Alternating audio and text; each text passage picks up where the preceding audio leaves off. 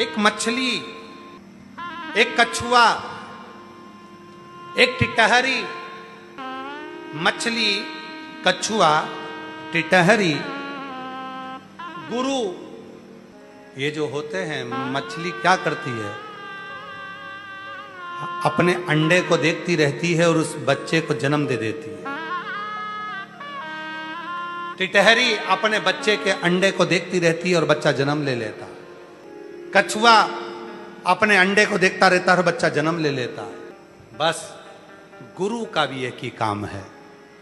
जब गुरु शिव नाम लेकर, भगवान का भजन कर कर, स्मरण कर कर, कीर्तन कर कर, उस शिव को याद कर कर, उसकी आरती कर कर, उसका पूजन कर कर, जब गुरु अपनी दृष्टि से आपको केवल आपकी निगाहों को मिला लेता है, समझ लेना कि गुरु आपके जीवन के सारे दुखों को खींच लेता है, सुख देना प्रारंभ कर।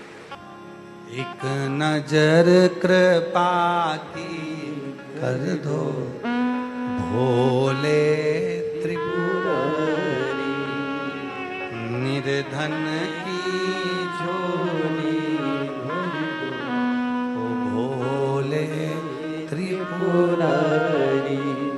एक नजर कृपा की कर दो ओ भोले त्रिपुरारी।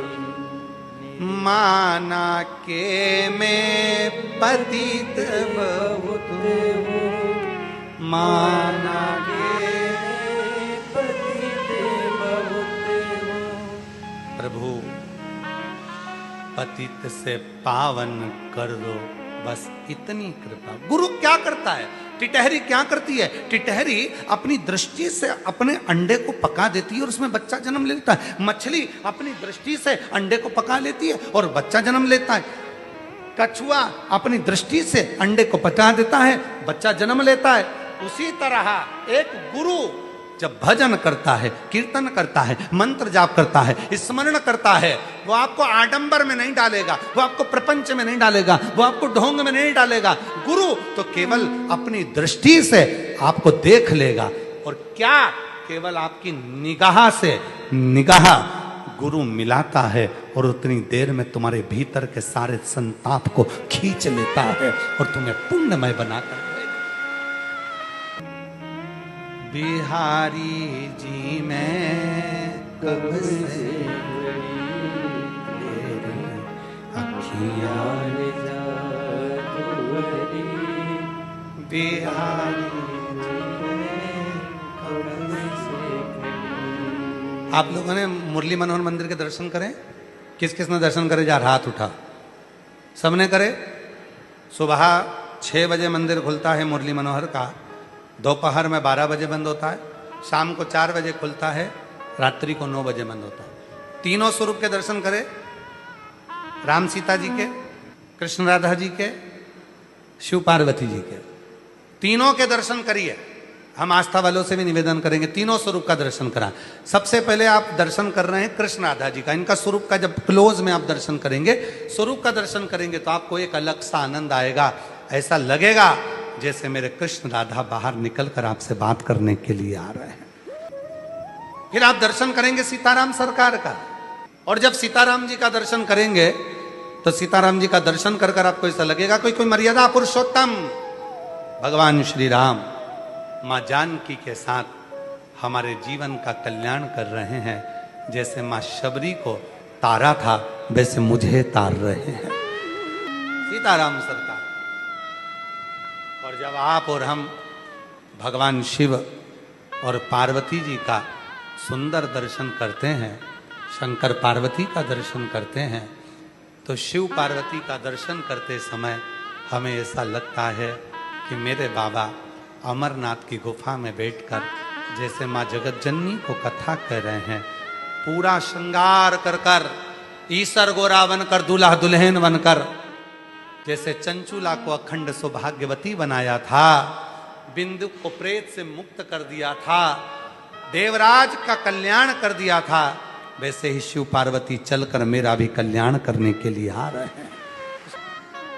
और सुन लो मेरे श्याम सलोना, तुमने ही मुझे पर कर दिया टोना, कर दिया मेरी टूटे ना भजन। कई लोग कहते गुरुजी गुरु बनाने के लिए मंत्र लेना जरूरी है क्या?